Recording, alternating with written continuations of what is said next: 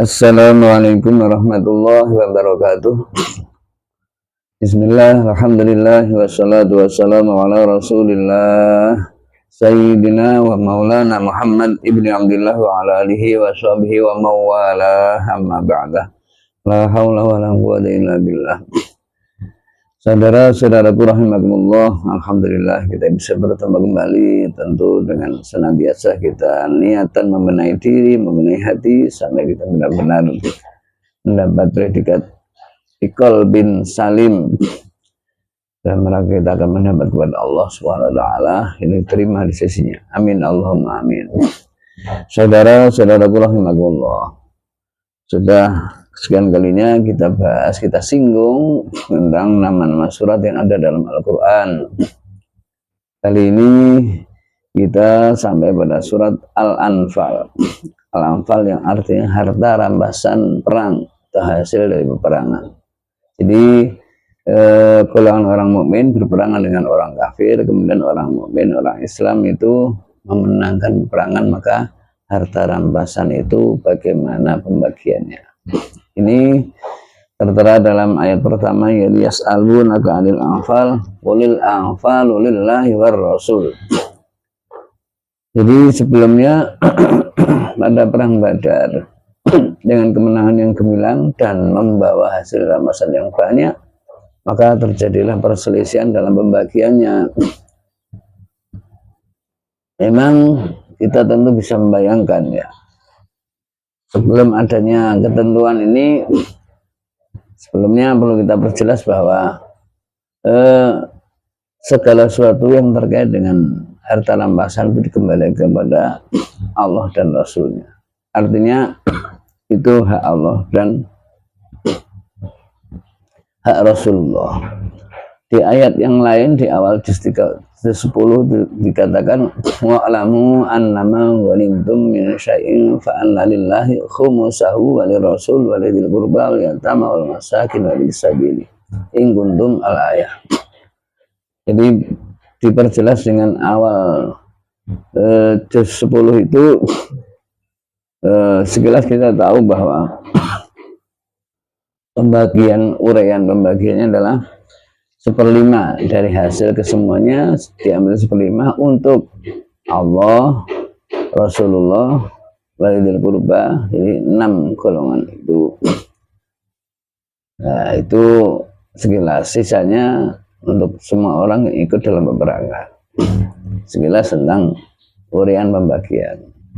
Saudara-saudaraku rahimakumullah, ini perlu kita perjelas dari sisi kenapa ini diuraikan, karena merujuk kepada arti anfal dari kata nafala yang artinya adalah kelebihan, bagaimana seakar kata dengan nafilah. Salat-salat yang sunnah juga dinamakan salat nafilah, artinya bisa diistilahkan bonus. Kalau modal pokoknya salat wajib, kalau bonusnya atau badini, labani adalah salat-salat sunnah. Maka bagi kita yang ingin mendapat bonus, maka silahkan menjalankan salat-salat sunnah. Itu dalam hal salat. Dalam hal ghanimah di sini adalah kelebihan atau bonus dalam peperangan. Artinya sekali lagi bahwa di dalam hal ini niat peperangan harus benar-benar niat fisabilillah, li'i'la'i kalimatillah, untuk mengangkat, untuk meninggikan kalimat-kalimat Allah, untuk membela Allah, membela jalan Allah. Artinya harus kita kedepankan prinsip yang utama adalah niatan perang adalah karena dalam rangka jihad fisabilillah, memperjuangkan jalan Allah atau menjalankan kebenaran. Kenapa ini harus kita perjelas? Karena sekian banyak dari sahabat pada waktu itu, atau mungkin kalau kita kembangkan sampai kapanpun, orang-orang yang berperang ada yang hanya niatan untuk karena ini ingin harta rampasan.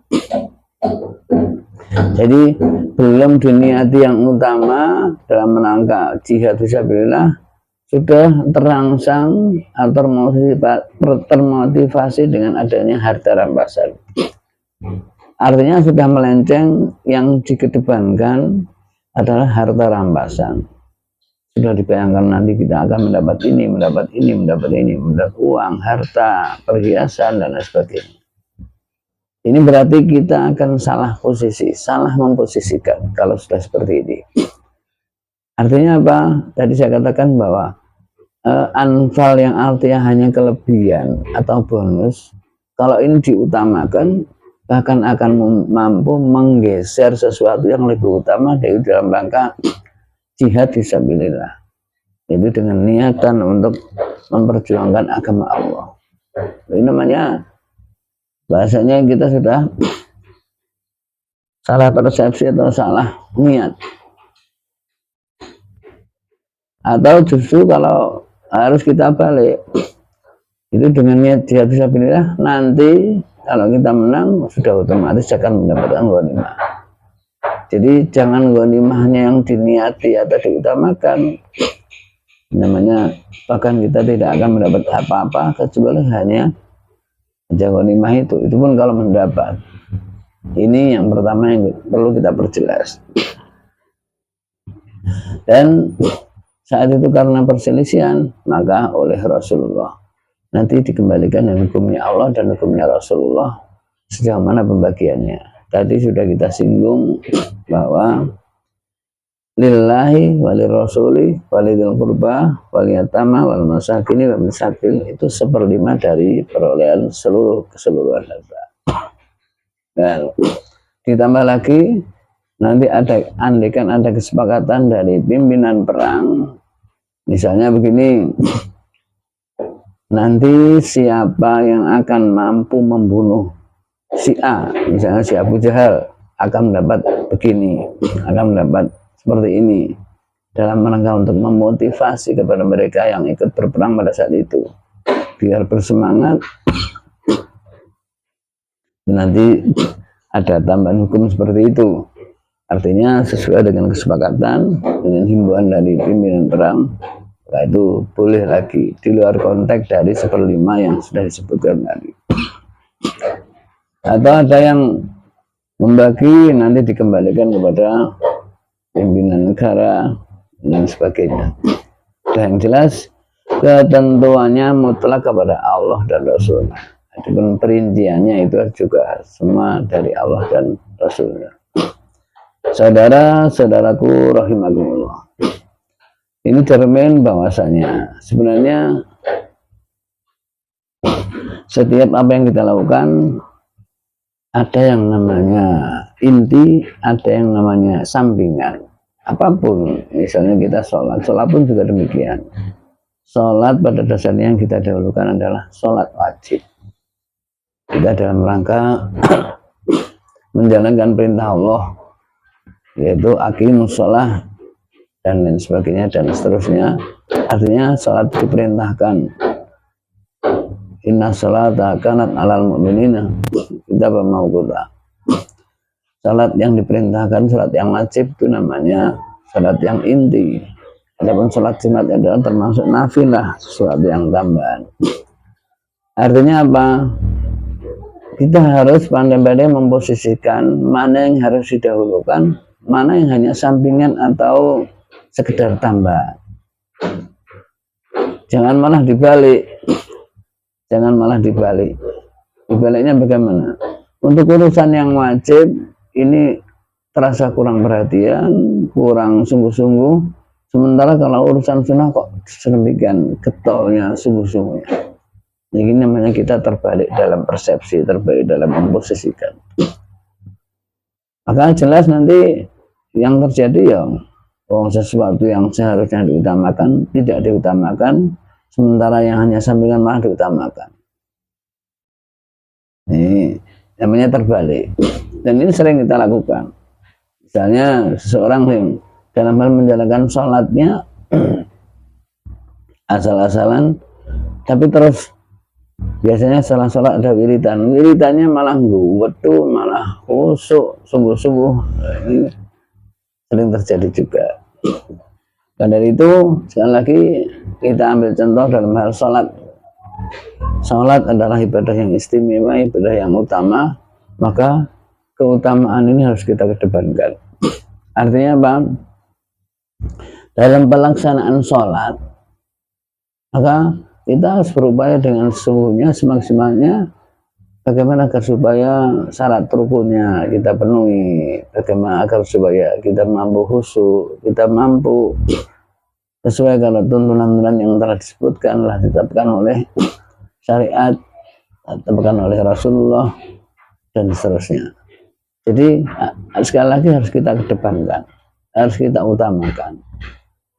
Dari itu bagaimana agar supaya segala sesuatu yang oleh Allah memang diperintahkan untuk diutamakan, ya kita utamakan.